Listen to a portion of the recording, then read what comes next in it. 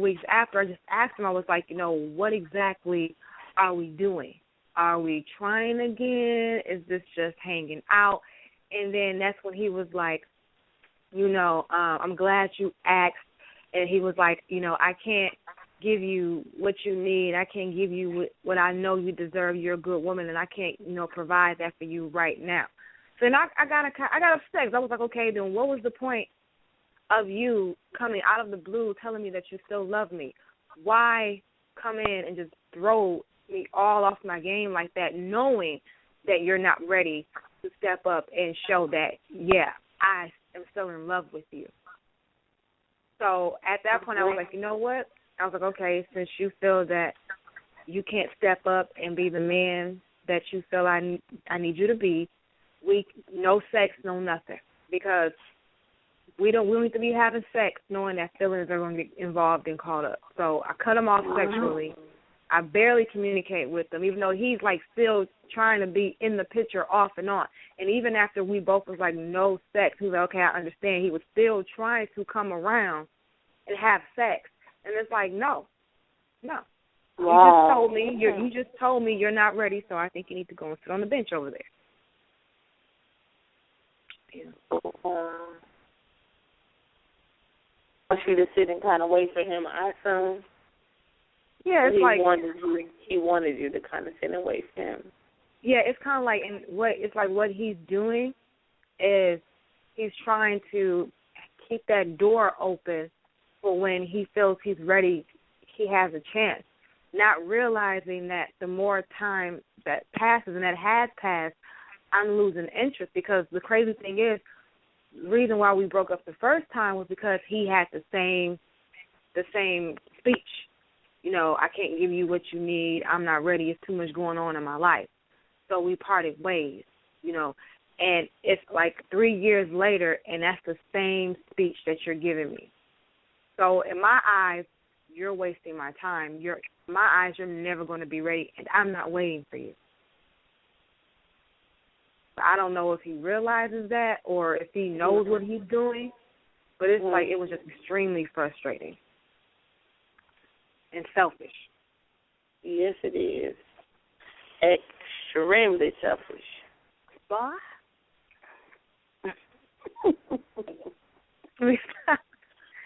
My wine's starting to kick in, so I'm starting to feel it in. Oh, shucky. Oh, no. Yeah, baby.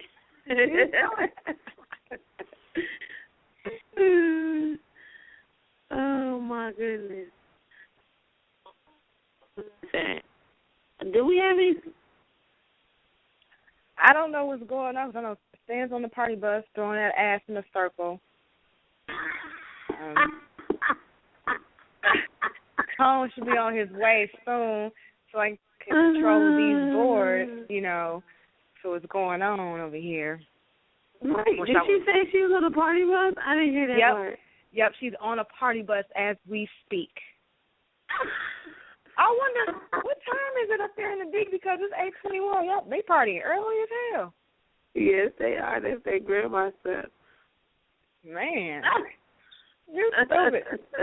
But hey, let me tell y'all, I was quite, going back to my weekend getaway, I was quite shocked at how turned up it gets down in Alabama. Because like when you think of Alabama, you don't think of party. At least I don't. And they were live. A lot of people don't realize, like, how Alabama football really is. Like, first, they don't realize what football is. Like, Alabama takes so much pride in their football team. So because they take pride in their football team, they get down on game night. So you just happen to come on the game weekend. Man. So as you can see, Saturday night, like, we could barely move on the street. Like, they party, and especially when they win the game. Yeah. And like, they lose the game. They win the game. Oh, my goodness. It was like this. Remember, you was like, oh, my God, it was like the Crimson Tide. Like, that's what it was like. And everybody, listeners, I had to take Tasha to invest in her Alabama shirt. Yes. Because this girl was going to go out on a game day without an Alabama shirt on. So see, I didn't realize I was going to be violating like that. Like, I had to fit in. So I was just, it was just amazing to see that. I was like, wow, like I like that because you don't see, like here at home, it's like, you know, when the Packers play, you got your diehard fans that put on their Packer gear and whatnot.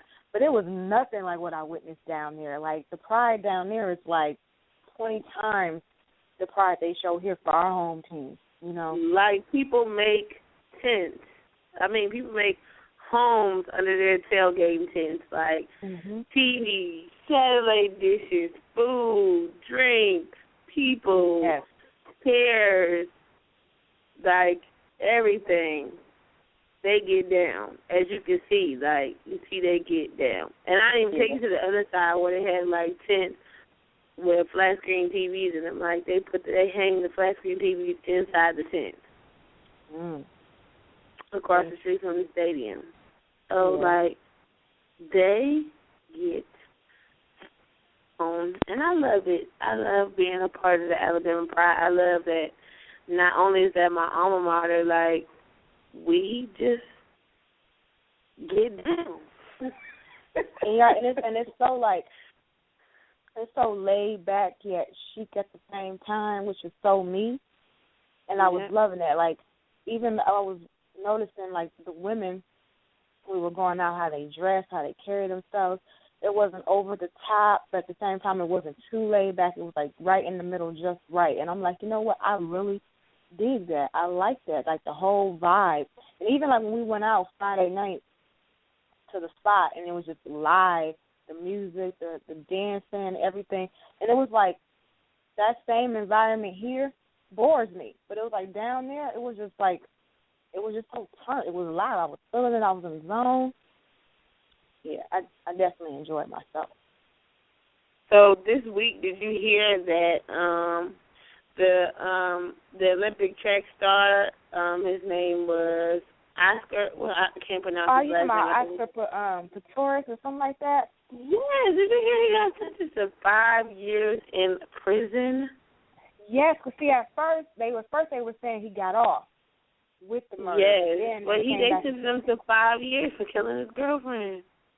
You know what? Like, I've been following that trial off and on. Like, the first time I heard it, I was kind of like, whatever, you know. But then once I started really listening and following the details, I'm like, okay, that sounds real sketchy. How do you not realize what you're doing and who you're shooting at? You know, because they were like, it was multiple shots. He kept going. And I'm just like, either he was high on some kind of drugs or he was just, like, something was just not right. But just 5 years, all I said is a lot of money. Like, how did you keep it if she wasn't? Right, like, that's like, just all. I can feel when somebody, you know what I mean? But I don't know. That was different. Yeah, that was very different. Very different. But I definitely, I mean, he's famous, a big name over there, got a lot of money, so, you know, money talks when it comes to stuff like that. If he was over here in the United States, he would be in jail for more than 5 years, I guarantee. Yeah, 5 years. And I doubt, you know, he's not going to do all 5 years. You know how I doubt it, too. And then it's like, I was talking about this with some coworkers before about how I read this article on MSN about how different the prisons are for the rich and famous versus, you know, every other citizen. Like, them going to prison like them going to a plush hotel, just that they're being monitored. So he goes away, does his time. They're going to probably have him all, you know, isolated off. I've heard they can have plush carpet in there, flat screen TVs, gourmet meals, visits, like, you know, shit that the general population don't have access to when they go to prison. So I guarantee you, they most definitely living it up. Yeah, he's gonna be sitting real nice up in those prison bars. Shout out to Mama D this week. She released her "I Deserve" music video. Oh Lord! I was gonna watch that, but I said I can't. I can't do it. I just can't. Mama D, I love you. I promise you, Mama D, you one of my favorites. But can't, because she most definitely recently lost some teeth. Like, I don't know if she got them replaced or not, because I haven't really seen the video. But shout out to Mama D, because I don't want to, I love you, Mama D. I can't. Not yeah, we love you over here on Tone Deaf Radio. Not too sure if we'll throw that song as the artist spotlight. Who knows? We may spotlight it next week. You never know. You never know on Tone Deaf. Yeah, she was definitely my favorite reality show mom, though. Yes. I have to say. Besides, what is his name? Besides, Marion Mama? No, besides, Chrissy's husband. What is his boy name? Lord Jesus. Jim Jones' mom. Mama Jones. Yes. Oh my Mama. God. Besides Mama Jones, Mama D is my favorite reality show mom. Hands down. Yeah, she's one of mine. Definitely her. Definitely feeling Mama Jones, most definitely. Most hated reality TV mom is Omarion's mom. Oh, I cannot stand you on Monday nights, boo. You are doing too much. Let your son live. Can he live? Can he be great? That is all we're asking here on Tone Deaf Radio. Okay? It's ridiculous. Go get you a man. I'm pretty sure you're around a lot of handsome men in Omarion's circle. You know, you like you down for the cougar lifestyle. You know, get you a nice young man with money, you know, that can do for you. And take it from there. And there goes my... Can you hear that? My phone is doing it again. No, I can't. Can you hear it or you can't hear it? No, I can't hear anything, boo. Okay, that's good. Because I can hear it. It's like I got an alert from the chat, and then my ringtone, which is Blow by Beyonce, is all in my ear. And I don't need to be hearing this right now. We lost a fashion icon this week to death. At the age of 82, Mr. Oscar de la Renta. He passed away last week. Oh, yeah. We haven't really figured out his cause of death, but our condolences from Tone Deaf Radio to Oscar de la Renta's family. Yes, definitely. You are definitely a legend, a great in the world of fashion. So most definitely send our condolences. So, speaking of co-hosts, and I'm your lovely co-host, Tyra Banks picked Chrissy Teigen to be her co-host for her new talk show. Oh, nice. Okay, so she's coming back with a talk show. That should be really interesting to watch, because I think it's like a beauty, fashion, newsy type of something like that. Okay. Yeah. Little Kim finally posted pictures of her daughter, Miss Royal Reagan. Oh, she did name the she had Royal. not posted daughter. She had not posted pictures yet, but this week she finally posted pictures of Miss Royal Reagan. So if you get a chance, log on and Google Miss Royal Reagan. She is a beauty. For real. Sweet. That is wonderful. Shouts out to Lil' Kim. We love you here at Tone Deaf Radio. I love you. You're the best. I think she's just, like, she's a queen bee for real. Like, yeah. We love you, Lil' Kim, because you just does your thing. Yes. So there's a little celebrity news. See, I could do this. You're silly. I'm trying to get to mine. I did it. You did it, boo. I was trying to see if I had any more, because I mean, of course, this is like part of my job for real. Like, what were we speaking about? We were talking about the child support stuff with these celebs. Yeah. What was it, Mel B, formerly known from the Spice Girls? Oh, Lord. Lord, she getting, because that's Eddie Murphy's daughter. Well, he paying her like $55K a month in child support.